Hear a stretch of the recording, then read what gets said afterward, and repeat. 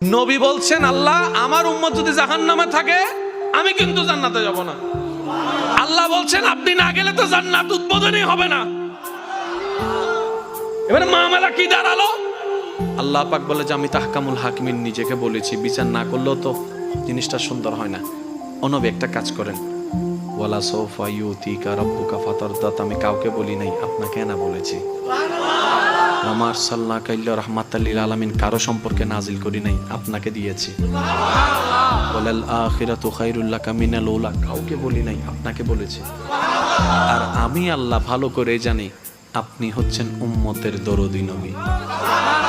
আপনি নিজের জন্য কাঁদেন নাই, সন্তানের জন্য কাঁদেন নাই, পরিবারের জন্য কাঁদেন নাই, নাতির জন্য কাঁদেন নাই, যত কেঁদেছেন জীবনে সবকিছু উম্মতের জন্য।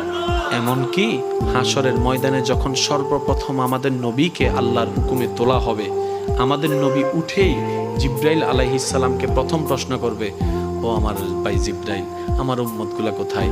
আইনা উম্মতি, আইনা উম্মতি, আমার উম্মত কোথায়? আমার উম্মত কোথায়? আমার উম্মত কোথায়? আমি উঠার আগেই নাকি আমার উম্মতকে জাহান্নামে দিয়ে দিয়েছো নাকি? কোনো আমার উম্মত কোনো জাহান্নামে চলে গেছে নাকি? জিব্রাইল বলবে, ইয়া রাসূলুল্লাহ, প্রথমেই আপনাকে তোলা হয়েছে, এখন আর কাউকে তোলা হয় নাই, প্রথমেই আপনি উঠেছেন। আমার নবী বলবে, আমার উম্মতগুলা কোথায়? জিব্রাইল বলবে, ইয়া রাসূলুল্লাহ, এখনো তারা উঠে নাই, উঠবে একটু পরে। নবী দৌড়ায় চলে যাবে আল্লাহর রহমতের দরবারের দিকে।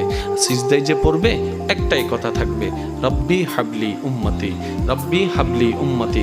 একটু মনোযোগ চাইবো আমি আশেকদের, রব্বি হাবলি উম্মতি, ও আল্লাহ আমার উম্মতগুলাকে আমাকে দিয়ে দাও। তো উম্মতের লিস্টের ভিতরে তো আবু বকর সিদ্দিকের নামও আছে, উম্মতের লিস্টের ভিতরে তো ফারুকে আজমের নামও আছে, উম্মতের লিস্টের ভিতরে তো সাহাবায়ে কেরাম আজমাইনের নাম আছে, উম্মতের লিস্টের ভিতরে তো আহলে বাইতের নাম আছে, উম্মতের লিস্টের ভিতরে তো তাবি তবে তাবি আল্লাহর ওলিদের জান্নাতীদের নাম আছে। এবার আল্লাহ পাক বলবে, আপনি যে বললেন রব্বি হাবলি উম্মতি, উম্মতকে দেওয়ার জন্য আপনি কে আবু বকরের কথা বলছেন? নবী বলে যে না, আমার আবু বকরকে নিয়ে চিন্তা নাই, আমার ফারুককে নিয়ে চিন্তা নাই, আমার ওসমানকে নিয়ে চিন্তা নাই, আমার আলীকে নিয়ে চিন্তা নাই। ও আল্লাহ, আমার উম্মতের ভিতরে যারা জাহান্নামের অধিবাসী হবে ওই উম্মতগুলোকে আমাকে দিয়ে দাও। আল্লাহ বিচারক হয়ে বিচারক করবেন, জাহান্নামীকে জাহান্নামে দিয়ে দিবেন। আহকামুল হাকিমের দায়িত্ব শেষ। এবার নবীকে আল্লাহ সিজদায় যাওয়ার অনুমতি দিয়ে সুপারিশ করাবেন।